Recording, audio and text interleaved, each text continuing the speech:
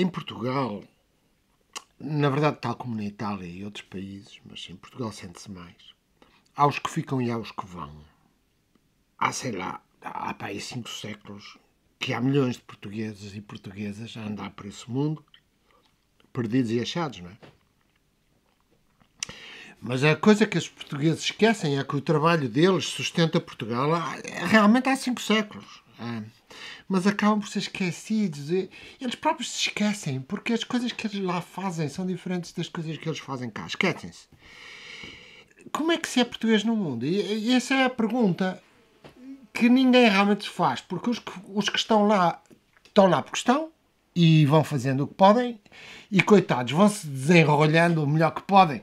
Fazem o que podem. E os que cá estão e os que já voltaram, é como... Quer dizer, aquilo não existe. Porquê? Porque o dinheiro já voltou, já entrou, já está tudo bem, a casa do americano, a casa do Franciu já foram construídas e, portanto, agora, pronto, é para esquecer. Mas a verdade é que continuam a ir.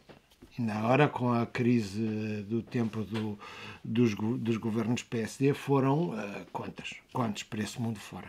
Dos que agora voltaram para o Natal e trouxeram a variante inglesa, olha, foi dos que foram. E, portanto, continuam a ir. Eu quero-vos contar a história de um homem, eu já não sei o nome dele. Quer dizer, era o seu Manel, era o seu Zé, era o seu Joaquim, uma coisa assim, não sei. Aliás, o nome de família nem sequer, acho que nunca soube. E eu era muito miúdo, tinha 18 anos, vejam lá. Foi a primeira viagem de comboio que eu fiz de Lourenço Marques a Joanesburgo. E era uma viagem de, assim, um dia e meio, quer dizer, a gente entrava no comboio de manhã, por ali acima, dormia-se e chegava-se a Joanesburgo assim ao fim da tarde do dia seguinte. Era uma viagem comprida. Fiz essa viagem muitas vezes. Mas a primeira, então, a coisa marcou, porque aquilo eram umas cabines, não é? Para várias pessoas. Mas eu estava só com um homem dessa vez, com o tal São Manel. Os tipos levavam sempre umas comidas e uns garrafas de vinho tinto que eles compravam em Marques e que levavam com eles por ali acima, e a gente ia comendo um pão, tal, enfim, comia-se o que se tinha. Eu também levava um farnel dado pela minha mãe. E a viagem ia andando e a gente ia falando e o fulano ia-me contando as histórias, e depois a noite foi longa, a gente não dormia. Eu lembro-me da gente ir parando e ele me contando a história dele. Eu lembro-me a certa altura, a gente passou numa estação e havia assim um grupo de mulheres louras, jovens. Eu olhei e o tipo reparou que eu estava a ver. Na altura era mais testosterona que sangue que me corria nas veias.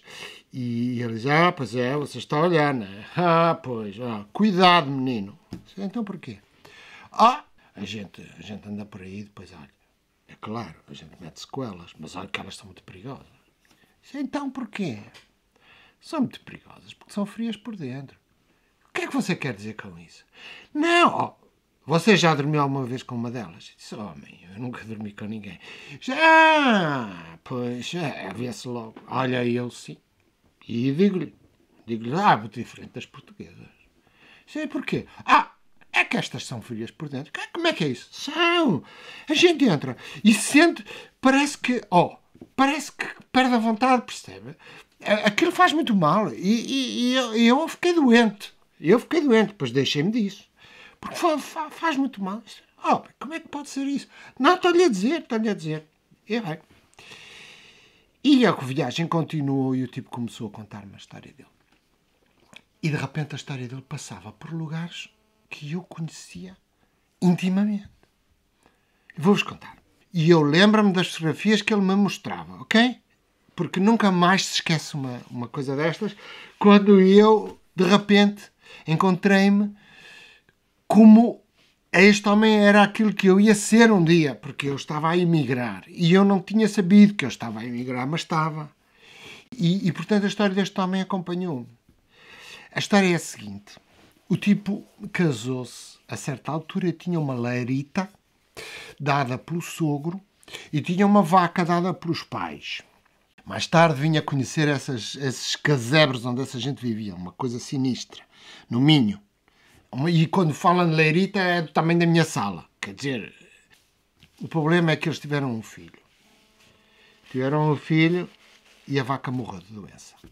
Epá, tendo a vaca morrido de doença, o investimento principal do homem desapareceu, ele tinha que fazer qualquer coisa, porque senão morriam de fome.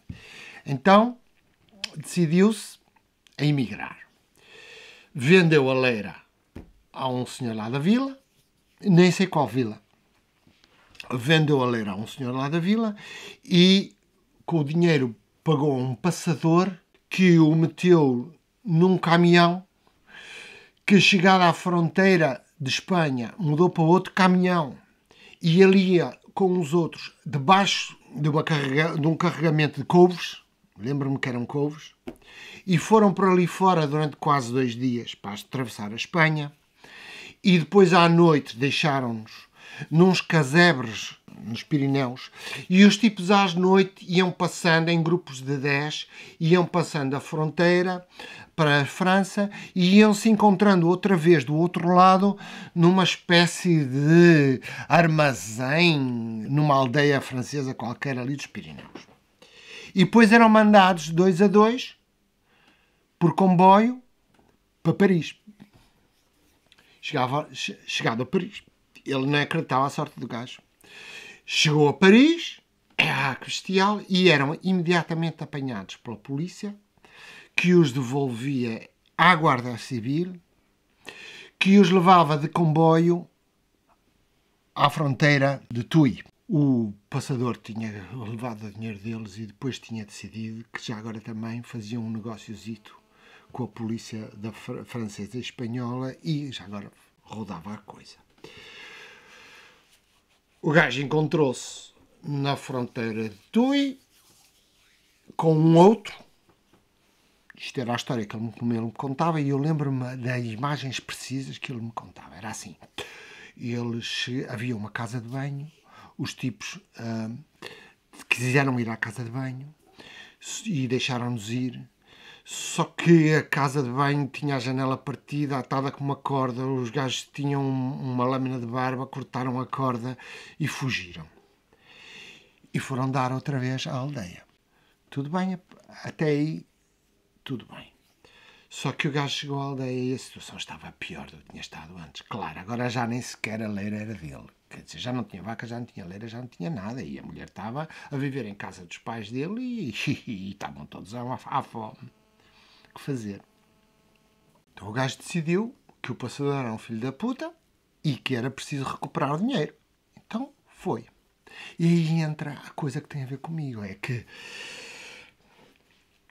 o passador vivia no Pinheiro Manso, no Porto. Vocês sabem, alguns de vocês saberão o que é o Pinheiro Manso no Porto. É uma aldeia de classe média alta. E na altura ainda mais. Hoje a coisa, construíram por lá uns prédios enormes e pronto. Mas na altura era mesmo vivendas, classe média alta. Ora, eu tinha sido criado no que é hoje o foco do Porto, antes de ir para a África, como um miúdo. O meu terreno de caça das bicicletas, que eu andava lá com o Arthur Mota Faria, que era o meu amigo, era ali. Ele chegou lá, meteu-se, chegou à casa do passador, era já à noite, era para aí meia-noite, e ele bateu à porta, o passador veio, os gajos discutiram, o passador disse que não tinha nada a ver com o assunto, não era a ver com ele, e ele a explicar-lhe que tinha a ver, e claro que tinha, mas a questão não é essa. Meteram-se ao morro, o passador conseguiu fechar a porta e chamou a polícia. Houve ali, ele tentou fugir, mas não conseguiu, foi apanhado. E então os agentes da PID entregaram-no na estação de polícia para o irem buscar no dia seguinte de manhã. E durante a noite o gajo chorava e o polícia veio ver. Então o que é que se passa? E o gajo contou a história ao polícia. E o polícia era um homem normal como tu e eu. E achou que, francamente, raios parta, quer dizer, não só o gajo é enganado, como ainda agora querem meter por arruaceiro, não sei o quê, portanto, quer dizer, e o polícia deixou-o sair. Então ele fugiu E mais uma vez fui parar à aldeia. Ainda fez uns trabalhos por lá, mas, quer dizer, a fome era total, aquilo não dava. Então o gajo ouviu que havia um chamado do governo para colonos para o Vale do Limpopo. E o gajo inscreveu-se. Inscreveu-se e veio para Lisboa e meteu-se no barco e foi para o Vale do Limpopo e deram-lhe um terreno lá para criar arroz, lá no Vale do Limpopo, perto do Xai-Xai, e o gajo lá andou naquilo. Epá, e descobriu, assim, uns 5 meses depois, que aquilo era pior que em Portugal. Que a fome era maior, que ele pá, ali era um escravo, que ele nunca ia conseguir fazer nada ali daquela maneira. Então o tipo tinha que fazer qualquer coisa, porque a mulher estava à fome em Portugal, a família estava mal e ele tinha que fazer qualquer coisa, não dava. Então agora vinha aquela parte que é quase inacreditável. Mas ele contava com tantos detalhes, vocês sabem, dá para acreditar. O gajo foi a pé para Joanesburgo, do Vale do Limpopo, do Xai-Xai, ele foi a pé para... Vocês sabem o que é que fica no meio? Quer dizer, por estrada são para aí 800 km, mas a direta é menos, mas sabem o que fica no meio? O Kruger Park. Cheio de leões e o caraças. O gajo passou as águas da amargura, mas foi a pé a Joanesburgo, onde se inscreveu, trabalhou como um escravo, finalmente tornou-se soldador, chefe soldador, e quando eu o conheci o gajo era rico. É inacreditável esta história, mas é a história do português normal. E o gajo era rico. Então, quando conseguiu fazer mais uma coisa, começou a voltar a Portugal. Voltava, trazia dinheiro e mostrou uma fotografia. Tinha construído uma casa de 3 andares, uma casa de imigrante normal. Lá, sei lá, eu não sei onde é que era a aldeia onde ele vivia no Minho. Lá construiu a casa, mostrou uma fotografia da filha com uma máquina de escrever, de cozer, sim. A filha tinha feito um curso de costura e estava a fazer dinheiro como costureira. A mulher mostrou uma fotografia do filho, só que o problema é que ele vinha precisamente de Portugal nesse momento, porque o filho tinha se inscrito para ir para a tropa, tinha que ser, não é? Tinha chegado à altura de ir para a tropa, estava a fazer a recruta ali para os lados de Espinho. Eu lembro-me que ele me dizia que era para os lados de Espinho, e eu lembro-me porquê, porque eu tinha parentes em Espinho, e, portanto, ali para os lados de Espinho, e não vá que caiu um cabo elétrico em cima dele e que ele morreu eletrocutado, antes sequer de ir para a guerra. E o homem mostrava uma fotografia do filho fardado, todo feliz, e chorava e ouve. É engraçado, porque estas histórias são as histórias não dá para esquecer. Para mim foi muito importante, porque era assim uma espécie de premonição do que era ser outro, nesse outro sítio para onde a gente ia. Muitos anos depois, deu para perceber que realmente há maneiras de ser português nesse mundo. E essas maneiras não são sempre bonitas, sabem? Em Joanesburgo, quando eu fiz o meu primeiro trabalho de terreno, que foi com os portugueses de Joanesburgo em 1976, em que eles estavam a fugir da Angola e de Moçambique e estavam a ser maltratados pelos imigrantes portugueses de Joanesburgo, esse sentimento de ódio mútuo que essa gente tinha, todos eles portugueses, mas sentindo que competiam uns com os outros, esse sentimento de que era preciso retirar a oposição, foi uma coisa que me marcou muito e que me deixou muito infeliz, e foi das razões porque eu quis voltar para a Europa. Só que depois realmente é interessante, e eu quero acabar aqui com uma história engraçada, porque fui para Minho. Lá estava eu a fazer trabalho de campo, nas zonas de onde esse tipo teria vindo. Não sei se era, porque eu estava em Ponta da Barca, não sei se ele era de Ponta da Barca, mas pronto, era por lá. E a certa altura, um amigo meu, que é o filho da senhora em casa de quem eu comia, pelo menos 3 vezes por semana, e éramos muito amigos.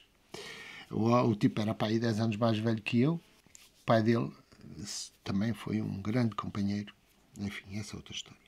E ele contava-me que com 16 anos decidiu que queria ser homem, que o pai o tratava como se fosse uma criança, que ele queria ser... E ser homem realmente naquela altura significava ir para a França, Claro, significava arranjar um emprego, ir para a França, na construção civil e tal.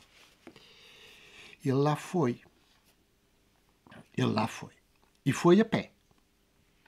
E arranjou um amigo em San Sebastián, onde lá o dono de um café, que ele fez amizade com ele, e ainda esteve quase um ano em San Sebastián. E depois decidiu que não, que ele queria ir para Paris. E lá foi. E conseguiu chegar a Paris. Só que depois em Paris ele não conhecia ninguém, não tinha passaporte, era clandestino, não tinha ligações, o dinheiro acabou. Houve um dia em que ele diz, ele contou-me, não dá para esquecer, ele diz, olha, estava naquelas avenidas, sei lá, Paris está cheio de avenidas. E havia uma árvore e eu encostei-me e estava cheio de fome, já não comia há vários dias e realmente não. Eu já tinha chegado ao fim. Estava a chorar. Encostei-me à árvore e pus-me a chorar. E a certa altura para um Mercedes na beira da rua à frente dele e diz: António, estás tu a fazer? Porra! Que é isso, pá? E o gajo olha e era o vizinho da aldeia. E o vizinho da aldeia levou-o para casa, deu-lhe banho, deu-lhe de comer, arranjou-lhe uma ligação lá com os outros. O gajo até, por fim, olha, ainda esteve na França uns 3 anos. Correu tudo bem. Na aldeia davam-se mal, porque o vizinho era assim uma espécie de pirata. Por isso é a história do Mercedes. O vizinho era traficante, metia-se com putas e ele não achava o vizinho piada nenhuma. Na aldeia davam-se mal. Ali, naquele momento, o vizinho tinha-lhe salvado a vida. Era assim. Então eu quis contar estas histórias porque eu acho que é importante saber-se o que é estar do outro lado.